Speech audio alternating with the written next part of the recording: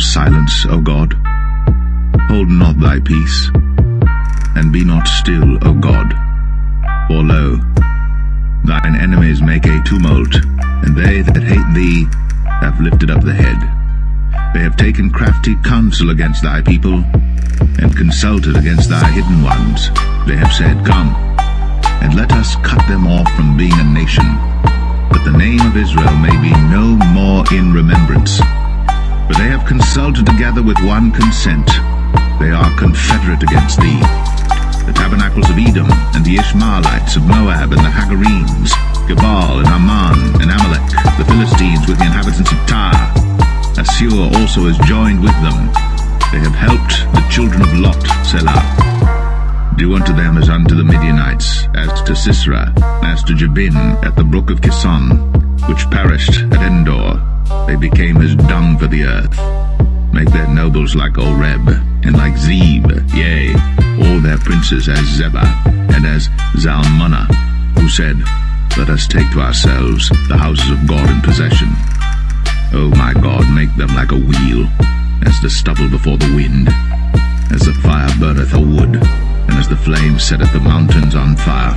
So persecute them with thy tempest, and make them afraid with thy storm. Fill their faces with shame, that they may seek thy name, O Lord. Let them be confounded and troubled forever, yea, let them be put to shame and perish, that men may know that thou, whose name alone is Jehovah, art the Most High over all the earth. The Lord will enter into judgment with the ancients of his people, and the princes thereof.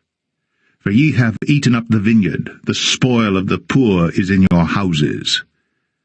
What mean ye that ye beat my people to pieces, and grind the faces of the poor, saith the Lord God of hosts? Hidden History and Biblical Mystery presents, Is America the True Biblical Promised Land? Throughout history, scholars and theologians have pondered over the geographical location of the biblical Promised Land. Traditionally, the Middle East has been considered the land of milk and honey, where stories of prophets, kings, and miracles took place. However, in our pursuit of truth, we must sometimes challenge mainstream narratives. Today, let's delve into a compelling theory. Could America be the true promised land? Many are familiar with the stories in the Bible, where the Israelites, led by Moses, journeyed from Egypt to a land promised to them by God. We're told of their hardships, their faith, and the miracles they witnessed. But what if the landscapes we've pictured are thousands of miles away from where these events truly took place? Geographic indicators. It's crucial to understand that the Bible, in its original languages, uses certain terms differently than we do today. For instance, the term sea or yam in Hebrew can refer to oceans, rivers, and even large lakes. When the Israelites left Egypt, they crossed a body of water referred to as the Red Sea. Could it be possible that this was not the traditionally believed sea in the Middle East, but instead, a large flowing body of water in America, possibly even the Colorado River or its tributaries? We've examined certain locations in America that strikingly align with descriptions in the Bible. Baja California, with its unique fauna, seems to fit descriptions of the wilderness of Shur. Similarly, locations like the Mojave Desert and Black Mountain Wilderness in California show uncanny resemblances to descriptions of the Sinai Desert and Mount Sinai. Scriptural references and prophecies. The scriptures make mention of certain locations and their geographic relations. For instance, the land of Elim, described as having springs of water and palm trees, might be equivalent to the modern city of Palm Springs in California. Meanwhile, the wilderness of Sin, which means thorns and clay in Hebrew, fits the Mojave Desert description more than any area in the Middle East. This theory also harmonizes with prophecies from various sources. These prophecies, some of which are mentioned in the sealed Book of Mormon and the Apocryphal Book of Baruch, align with the idea that the original tribes of Israel might have inhabited America. Evidence and mainstream gatekeeping. It's crucial to mention that, while many mainstream archaeologists and scholars focus on the Middle East, not a single artifact or evidence conclusively proves that the Exodus happened there. However, the landscapes of America seem to fit the biblical descriptions more accurately, and there's evidence to suggest ancient Hebrew presence in these regions. Why then is there such a strong emphasis on the Middle East? Could mainstream experts be gatekeeping this knowledge? While the Middle East remains historically significant, there's an increasing amount of evidence that suggests America might play a bigger role in biblical history than previously believed. As we continue our research, we must remain open to these possibilities and strive to unveil the hidden history that has been kept from us for so long. When analyzing the journey of the Israelites, it's important to weigh the information found in ancient texts against the physical landmarks and evidence present today. By doing so, we may uncover a narrative that mainstream history has long ignored or overlooked. Geographic puzzles and parallels. The Sinai Peninsula, traditionally believed to be the wandering ground of the Israelites, poses logistical issues. How would 2.8 million people survive in a region that's largely inhospitable? Conversely, regions in America offer more plausible landscapes for such a vast population. The northern side of what's now known as the Sinai Peninsula in America is riddled with muddy rivers flowing from mountainous regions. These terrains match descriptions found in ancient scriptures more accurately than those in the Middle East. Furthermore, we spoke of locations like the Red Cliffs National Park and the Utah Desert that resemble descriptions of lands the Israelites traversed. These locations, rich in specific flora and fauna, align with biblical descriptions more than any region in the Middle East. Scientific analysis. When you consider the mention of quicksand and specific geological features mentioned in our sources, America's topography and geological records coincide. For example, the area known as Death Valley aligns with descriptions of places the Israelites passed through, such as Hirata, which means fear or trembling in Hebrew. This valley sits above a tectonic fault and matches the scriptural mention of a land where the earth quakes. Speculative points and cultural analysis. Ancient artifacts and drawings depicting ships, possibly of Hebrew or even Phoenician origin, have been found near the Colorado River. These relics hint at a long-lost connection between the ancient Hebrews and this part of America. When we consider the vastness of the Colorado River and its historical significance, it's plausible to believe it played a role in ancient trade routes or migratory paths. Additionally, the naming conventions of certain locations, based on Hebrew meanings, further add weight to this theory.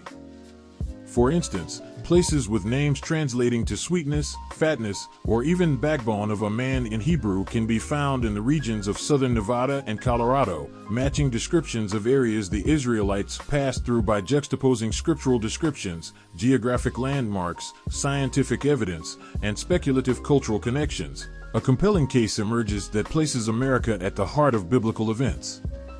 As we continue our exploration, we urge our viewers to approach this topic with an open mind. The goal is not to rewrite history, but to understand it more holistically. By bridging the past and the present, we aim to unveil truths that have remained hidden for millennia. Stay tuned as we dive deeper, unearthing more connections, and seeking answers to age-old questions. One of the significant geographical pointers that might allude to the Americas being the backdrop for biblical events is the detailed analysis of river systems. The Colorado River, in particular, offers fascinating insights. Ancient mentions of significant rivers, historically thought to be in the Middle East, could very well be referring to this massive American waterway. Before damming and evaporation, the Colorado River was vast and fully navigable, suggesting it could have supported extensive marine trade. Moreover, the connection between the Colorado River and its extension to the Gulf of California fits scriptural descriptions more accurately than some Middle Eastern locations. Pictographs discovered near the river indicate the presence of ancient ships. If these were of Hebrew origin, it provides further weight to the theory. Landscapes and climate. Death Valley, with its extremes of temperature and unique topography, aligns with biblical descriptions of harsh terrains that the Israelites journeyed through. Moreover, regions in America like the Utah Desert, the Red Cliffs, and specific zones in Nevada provide a more plausible environment for the vast Israelite population than the traditionally believed Sinai Peninsula.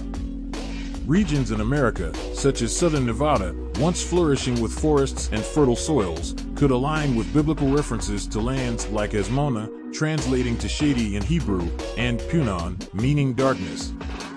The names and descriptions of these places provide striking parallels to American locations, both in topographical features and climate conditions. Trade and economic dynamics. If we examine the trading routes and their logistical challenges, America once again emerges as a plausible backdrop. The traditionally believed Middle Eastern route to Tarshish, or modern-day Spain, would be circuitous and impractical. However, from America, using the Colorado River and the Pacific Ocean, the route to Spain becomes far more feasible. Conclusion: the intertwining of geographic, climatic, and economic factors presents a compelling case for reinterpreting biblical landscapes. America, with its vast and varied terrains, river systems, and ancient artifacts, fits seamlessly into scriptural descriptions. By shedding preconceived notions and looking at evidence objectively, we uncover a narrative that may have been obscured for ages. As we move forward in our explorations, we'll delve deeper into the cultural, linguistic, and historical ties, ensuring each piece of evidence aligns with the information we've gathered so far. Stay with us as we embark on this enlightening journey, bridging ancient scriptures with America's landscapes.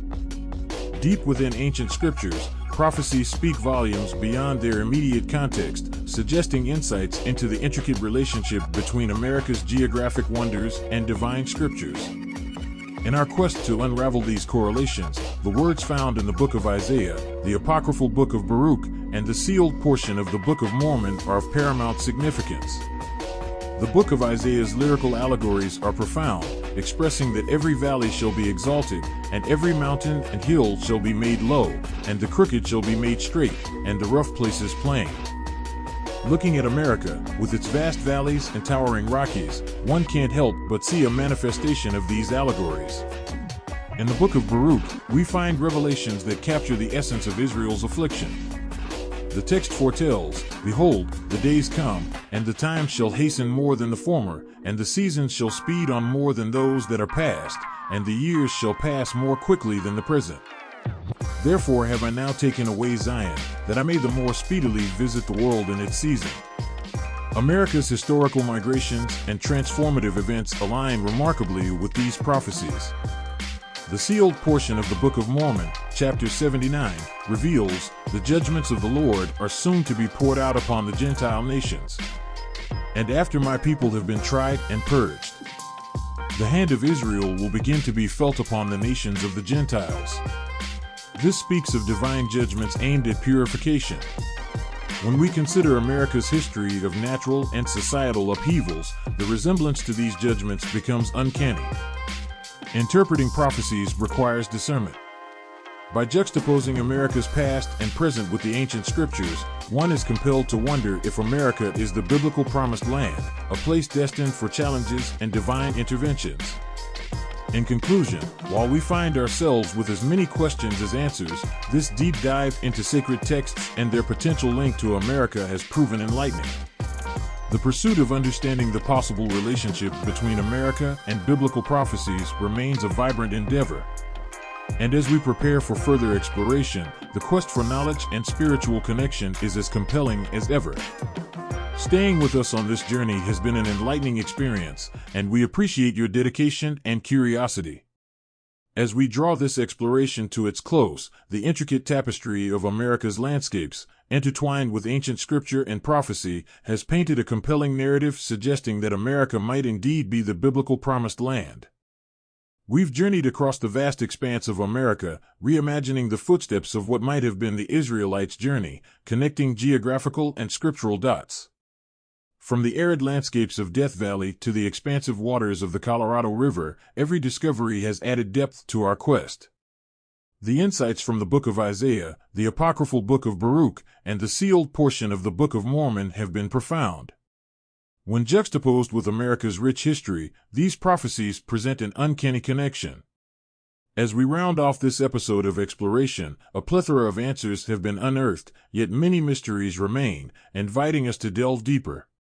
The intricate dance between the past and the present, the divine and the terrestrial, is a testament to the world's rich design. To our esteemed viewers, your engagement fuels our search for knowledge. If the connections, insights, and revelations in this narrative resonate with you, trust that intuition. The age-old adage says, "The fear of the Lord is the beginning of wisdom, and the knowledge of the Holy One is insight." Remember, as you navigate through life's mysteries, always trust your intuition, seek deeper understanding, and remain open to discovery. Before we depart, if this exploration has sparked your interest or resonated with your understanding, we urge you to like, share, and follow our channel for more insightful dives into hidden histories and mysteries. Your support enables us to continue this quest, unveiling truths that have remained concealed for millennia. As we prepare to sign off, we leave you with a profound excerpt from the apocryphal book of Baruch, which hints at a destined rise. "Behold, the days come. And I will cause mine elect to inherit it, and my servants shall dwell there, and Jerusalem shall be my people's dwelling place. And they shall possess it, and it shall be more glorious than it was before." Here's to unveiling more truths, to bridging gaps between the known and the unknown. Hidden History and Biblical Mystery, signing off.